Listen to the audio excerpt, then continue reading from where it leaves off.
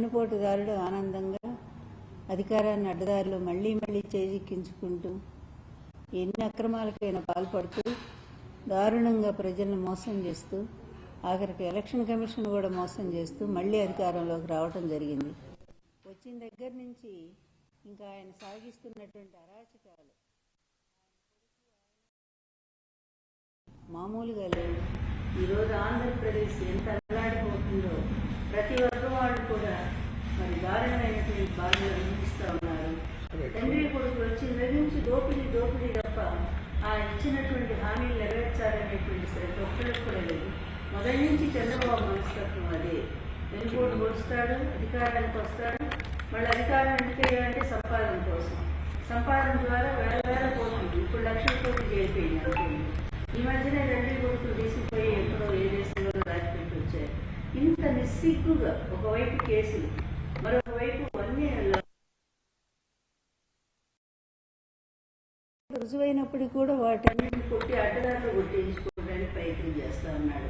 ఇటువంటి అడ్డగోలు మనిషి ఈ రాష్ట్రానికి ముఖ్యమంత్రిగా వెలువడుతున్నాడంటే నిజంగా ఆంధ్రప్రదేశ్ ఎంత దురదృష్టమైనటువంటి పరిస్థితుల్లో ఉందో చాలా ఆవేదన కలుగుతూ ఉంది. అంతటి మహానుభావుడు అంత వెన్నుపోటు పొడిచాడు, చెప్పులేయించాడు. ఆ రోజు దారుణంగా ఆయన నానా తిట్లు తిట్టారు, ఆయన మీద కేసులు వేశారు, కోర్టుకు వెళ్ళారు.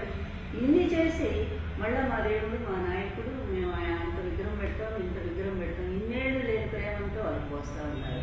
ఎప్పటికప్పుడు అతను ప్రతిష్ట దిగజారుతున్నప్పుడల్లా ఎన్టీఆర్ పేరు పైకి తీసుకొస్తా ఉన్నాడు. అసలు మొదట్లో ఎన్టీఆర్ సభ్యత్వ పుస్తకాల్లో కూడా ఆయన పేరు లేకుండా చేసినటువంటి మనిషి, అసలు ఎన్టీఆర్ బొమ్మను తీసుకెళ్లి బాత్రూంలో పడేసినటువంటి మనిషి, ఆఖరికి అతని స్నేహితుడైన రాధాకృష్ణతో కలిసి అసలు ఎన్టీఆర్ పేరుని మరి ఆరోగ్యశ్రీ తీసేద్దామని చెప్పి ఓపెన్ గా చెప్పినటువంటి మనిషి. అటువంటి వాడు మళ్ళా ఈరోజు ఎన్టీఆర్ మా దేవుడు, ఆయనకి ఏదో చేస్తాం, ఆయన ఆశయాన్ని నిలబెడతామంటూ మళ్ళీ ప్రజల్ని మోసం చేస్తూ ఉన్నాడు. ఎన్టీఆర్ అభిమానులు మోసం చేస్తూ ఉన్నాడు. నేను ఒక్కటే అడుగుతున్నాను, కోట్లాది మంది ఉన్నారు తెలుగు వాళ్ళు ఎన్టీఆర్ అభిమానులు, దేశ విదేశాల్లో కూడా ఉన్నారు. ఇన్నేళ్లుగా మీకు అతని మోసం అర్థం కావట్లేదా? అతను చేసిన దుర్మార్గాలు మీ దృష్టికి ఒక్కసారి కూడా రావా? ఇంత దుర్మార్గంగా ఎన్టీఆర్ని చంపినటువంటి ఒక వ్యక్తిని మీరు అతన్ని ఎందుకు సపోర్ట్ చేస్తున్నారో ఒక్కసారైనా మీరు గుణమే చేసుకుని ఆలోచించండి. నిజమైన ఎన్టీఆర్ అభిమానులు అయితే ఎన్టీఆర్ జరిగిన అన్యాయాన్ని, చివరి రోజుల్లో ఆయన ఆక్రోశాన్ని, ఆయన ఆడియోల ద్వారా, వీడియోల ద్వారా ప్రజలకు చెప్పినటువంటి సందేశాన్ని, వీటన్నిటిని మీరు పట్టించుకోరా? చంద్రబాబు ఆడేటువంటి అబద్ధాలు, చంద్రబాబు మీడియా చెప్పేటువంటి అబద్ధాలు, వీటినే నమ్ముతూ అవే ఫాలో అవుతుంటారా? అంటే మీలో కూడా ఎప్పుడో ఎన్టీఆర్ పట్ల నిజమైన ప్రేమ లేదని నాకు అనిపిస్తూ ఉంది. నిజమైన అభిమానులు అయితే ఒక్కసారి చంద్రబాబు నాయుడు దుర్మార్గాన్ని చూడండి. చంద్రబాబు నాయుడు ఎన్టీఆర్ చేసిన ద్రోహాన్ని గురించి మీరు ఒకసారి ఆలోచించండి. ఎన్నేళ్ళైనా చరిత్ర అనే సంగతి మర్చిపోవద్దండి. ఎందుకంటే చరిత్ర ఎప్పుడో రాజుల చరిత్రలో వాళ్ళ తండ్రులను చంపిన వైనాలు, లేదా అన్నదమ్ములను చంపినటువంటి వైనాలు, వాళ్ళు ఏ విధంగా రాజ్యానికి వచ్చినటువంటి మరి రక్త చరిత్రలన్నీ కూడా ఇప్పటికీ మనం చదువుకుంటున్నాం కదా, ఇప్పటికీ చెప్పుకుంటున్నాం కదా. మరి అంతటి మహానుభావుడైనటువంటి ఎన్టీఆర్ చరిత్ర ఊరికే పోతుందా? అది కూడా ఎన్నో సంవత్సరాలు ఉంటుంది కదా. ఆ చరిత్రలో రక్త మార్కు ఎవరిదంటే మరి అది చంద్రబాబు నాయుడు కదా.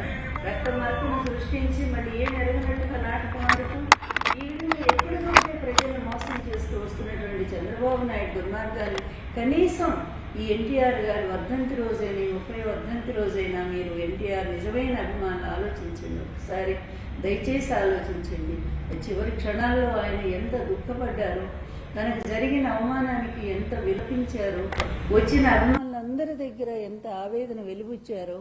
ఈ దుర్మార్గుడు, ఈ వెన్నుపోటుదారుడు, ఈ కుట్రదారుడు, మరి ఇటువంటి నీచుడు నా అల్లుడని చెప్పుకోవడానికి కూడా నేను సిగ్గుపడుతున్నాను. నమ్మి నా పిల్లనిచ్చి పెళ్లి చేస్తే నా గొంతు కోశాడు. చివరికి నేను వ్యవస్థాపక అధ్యక్షుడిని, నన్ను పార్టీ అధ్యక్ష పదవి నుంచి తొలగించాడు. తర్వాత అధికారాన్ని 254 సీట్లు నేను కష్టపడి ఎన్నికల్లో సాధించుకుంటే 8 నెలలు తిరగకుండానే మరి ఏదో వంకలు చెప్పి వైస్రాయ్ హోటల్లో ఎమ్మెల్యేలను పెట్టి దారుణంగా వాళ్ళని డబ్బుతో కొనుగోలు చేసి చివరికి నా పదవికి ఎసురు పెట్టిన నీచుడు. ఇటువంటి చంద్రబాబును అసలు రాజకీయ రంగంలో ఉంచకూడదు అని చెప్పి ఎలుగెత్తి చాటాడే మీ అన్న నందమూరి తారక రామారావు.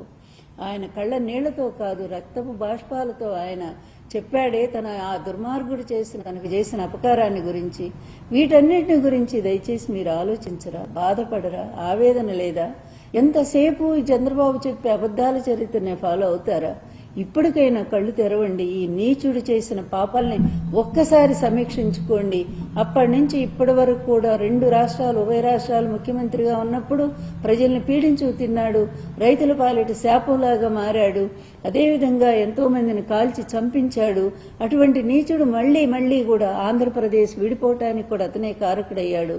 విడిపోయిన తర్వాత మళ్ళా ఏదో ఈ రాష్ట్రాన్ని ఉద్ధరిస్తాడని నమ్మి ప్రజలు ఇస్తే అప్పుడు కూడా హామీల మీద హామీలు 600 హామీలు ఇచ్చి ఒక్కడు కూడా నెరవేర్చకుండా ఆ రోజు కూడా ప్రజలను మోసం చేసి వెళ్ళిపోయాడు. మళ్ళీ మొన్న ఈవీఎంలను అడ్డం పెట్టుకొని వచ్చాడు తప్ప జగన్ మీద అసంతృప్తి, జగన్ మీద ఏ విధమైనటువంటి వ్యతిరేకత ప్రజల్లో ఎక్కడా కూడా లేదు, ఏ వర్గంలో కూడా లేదు చెప్పాలి అంటే. అయినప్పటికీ కూడా తను ఓడిపోతానని తెలిసి కూడా చంద్రబాబు నాయుడు ఈ విధంగా మళ్లీ అడ్డదారిలోనే అధికారాన్ని చేజిక్కించుకోవడం జరిగింది. మళ్ళా ఎన్నో భారీ హామీలు ఇవ్వటం జరిగింది. మరి ఈ ఇచ్చినటువంటి హామీలను ఒక్కటైనా నెరవేర్చగలిగాడంటే ఒక్కటి కూడా నెరవేర్చలేదు. అందుకే ప్రజలందరూ కూడా ఇప్పుడు కూడా అనుకుంటూనే ఉన్నారు, ఆనాడు ఎన్టీఆర్ పరిపాలన గుర్తు తెచ్చుకుంటారు జనాలు. వైఎస్ రాజశేఖర రెడ్డి గారి పరిపాలన ప్రజల మనసులో శాశ్వతంగా మిగిలిపోయింది. అదేవిధంగా వైఎస్ జగన్మోహన్ రెడ్డి గారు ఆ ఇద్దరి పరిపాలన ఆదర్శంగా తీసుకుని ఆయన అమలు జరిపినటువంటి సంక్షేమ పథకాలు అన్నండి. భారతదేశంలో నేను చెప్తున్నానండి, ఈ రోజున్న ప్రముఖమైనటువంటి వ్యక్తుల్లో నిజంగా ఆయన నంబర్ 1లో ఒకవేళ మోడీ గారు ఉంటే ఉన్నారేమో, నాకైతే తెలియదు. కానీ అంత పవర్ఫుల్ ప్లేస్లో ఈరోజు జగన్మోహన్ రెడ్డి గారు ఉన్నారు. ఎందుకంటే ఇచ్చిన మాట కట్టుబడి ప్రజలకు ఏవైతే హామీలు ఇచ్చారో వాటన్నిటినీ కూడా 99% అమలు చేసిన ఏకైక వ్యక్తి జగన్మోహన్ రెడ్డి గారు అనేది ప్రజలందరూ కూడా గుర్తించారు. మొన్న జరిగినటువంటి జరిగిన పొరపాటు అంటే ప్రజల పొరపాటు అని నేను అంటం లేదు, ఈవీఎంల ద్వారా జరిగినటువంటి ఆ మోసాన్ని గ్రహించారు ప్రజలు. వాటిని సరిదిద్దుకోవటానికి వాటిని ఎదుర్కోవటానికి మళ్లీ ఆ మోసమే జరిగితే వాటిని ఎదుర్కోవటానికి ప్రజలందరూ కూడా యుద్ధం చేయటానికి కూడా సిద్ధంగా ఉన్నారు. ఏ విధంగానైనా సరే మళ్లీ ఈ మోసాన్ని అంతా కూడా వాళ్ళు అడ్డుకొని మళ్లీ జగన్మోహన్ రెడ్డి గారిని అధికారంలో తెచ్చుకోవాలనే ఒక కృత నిశ్చయంతో ఈరోజు ప్రజలందరూ కూడా ఎదురు చూస్తున్నారు. ప్రతి వర్గం కూడా అల్లాడిపోతా ఉన్నారు. ఎవరికి పండగలు లేవు, ఏమీ లేవు.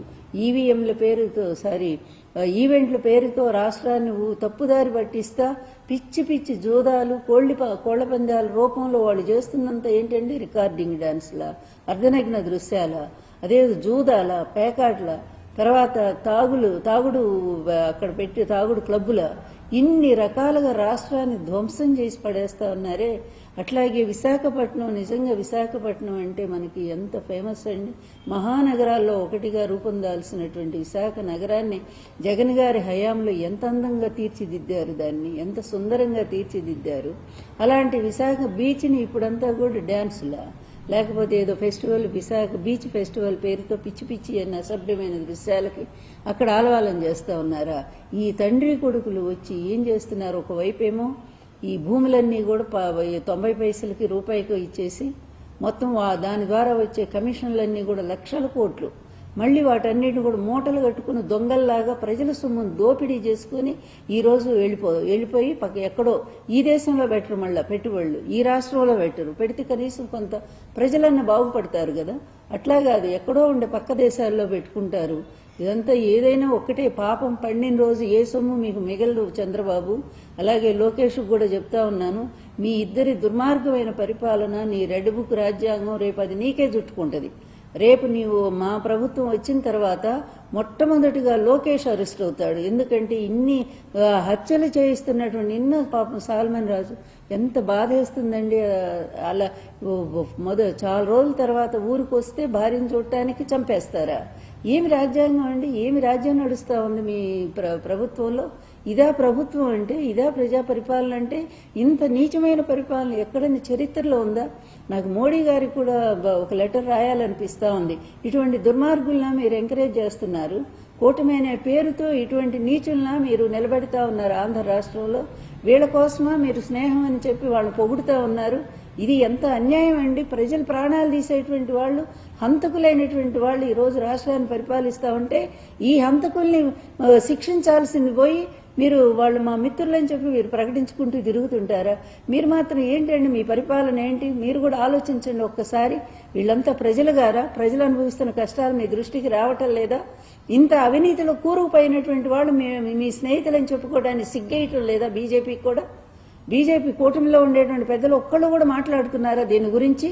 ఈ రోజు రాష్ట్రాన్ని ఒక రావణ కాష్టంలో మార్చేసినటువంటి రెడ్ బుక్ ఈ లోకేష్, నేను చెప్తున్నాను కదా, ఇది నా ప్రతీకారం. నిజంగా చెప్తున్నాను.